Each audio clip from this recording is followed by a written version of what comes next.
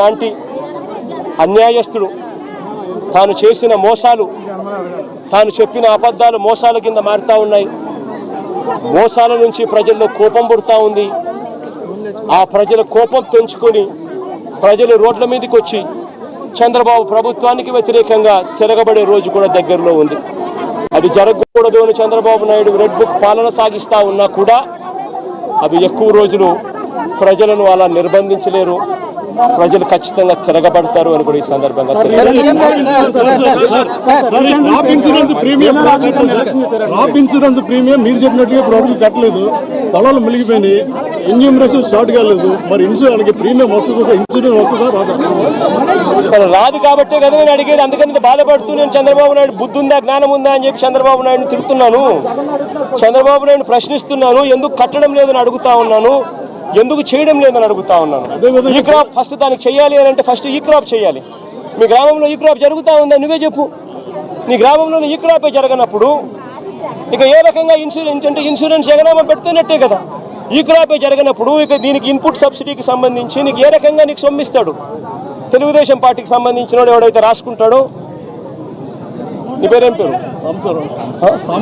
సాంబా అంటే వైసీపీలో లేకపోతే న్యూట్రల్లో అయితే రాదు. ఒక నిమిషం, ప్రకాష్ ఏమన్నా తెలుగుదేశం అనుకో, ప్రకాష్ టిక్.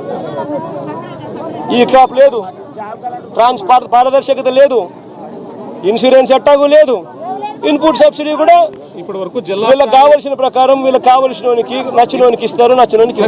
జిల్లా స్థాయి అధికారులు, కలెక్టర్ కానీ రెవెన్యూ అధికారులు కానీ వచ్చి పంట నష్టం వేసిన దాఖలాలు లేవు. ఒక పిఠాపురం కాకినాడ నియోజకవర్గం కాదు, జిల్లానే కాదు, అటు కోనసీమలో కూడా దాదాపు 3వ వాళ్ళదైనా సరే ఎక్కడ కూడా పట్టించుకోవట్లేదు అనేది ప్రజలు చెప్తున్నారు. అదే కదా చెప్తా ఉన్నా. బాని పేరేం పేరు? సత్య. అదే సత్య నేను చెప్తా ఉన్నాను. ప్రభుత్వం స్పందించడం లేదనే కదా నేను చెప్పేది. ప్రభుత్వం అంతా ఫోటోలకు పరిమితం అవుతా ఉంది. చంద్రబాబు నాయుడు అనే వ్యక్తి టోటల్గా డ్రామా ఆర్టిస్ట్ అయిపోయినాడు. మామూలుగా పవన్ కళ్యాణ్ సినిమా స్టార్, కానీ ఇక్కడ కాదు. పాపం ఆయన కొత్తగా వచ్చాడు, పాపం ఆయనకి ఏం తెలిసినట్టు లేదు. కానీ చంద్రబాబు నాయుడు పవన్ కళ్యాణ్ మించిపోయినాడు. ఆయన సినిమా ఆర్టిస్ట్ అయితే ఈయన డ్రామా ఆర్టిస్ట్. గత ప్రభుత్వ నిర్లక్ష్యం వల్ల ఏలేరు ఆధునీకరణ చేశారు. రీటెండరింగ్ పేరుతో నిధులు ప్రకటించినప్పటికీ ఎక్కడ కూడా నిధులు లేదని ఆరోపిస్తున్నారు. పేరేం పేరున్నా?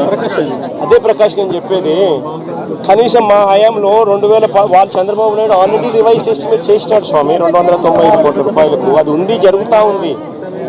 మా హయాంలో దాన్ని వేగం ఎందుకు పెంచలేకపోయాము అని అంటే, నిండుగా రిజర్వాయర్లు ఉన్నాయి. మోడర్నైజేషన్ ఆఫ్ కెనాల్ చేయాలి అని అంటే క్రాప్ హాలిడే ప్రకటించాలి. నిండు కుండల రిజర్వాయర్ ఉన్నప్పుడు ఎందుకులే హాలిడే ప్రకటించడం ఎందుకు? 14,000 క్యూసెక్స్ ఫ్లో అయ్యే కెనాల్లో కనీసం 10,000 పోతా ఉన్నాయి కదా. పెద్ద నష్టం ఏమి లేదులే, రెగ్యులేట్ చేసుకుంటూ పోతూ ఉంటే పెద్ద నష్టం ఉండదు. కరువు వచ్చినప్పుడు ఇంకోటి వచ్చినప్పుడు దీని గురించి హ్యాండిల్ చేయొచ్చులే అని కొద్దిగా మనం కూడా రైతుల పక్షాన, రైతులకు నష్టం జరగకూడదు, క్రాప్ హాలిడే వేస్ట్ కాకూడదు, వాళ్లకు క్రాప్ హాలిడే ఇచ్చి వాళ్ళకి ఇబ్బంది కడగకూడదు అని చెప్పి కొద్ది గొప్ప అనుకున్నంత వేగంగా చేయకపోవచ్చు. కానీ చంద్రబాబు నాయుడు హయాంలో ఎందుకు చేయలేదని అడుగుతా ఉన్నా.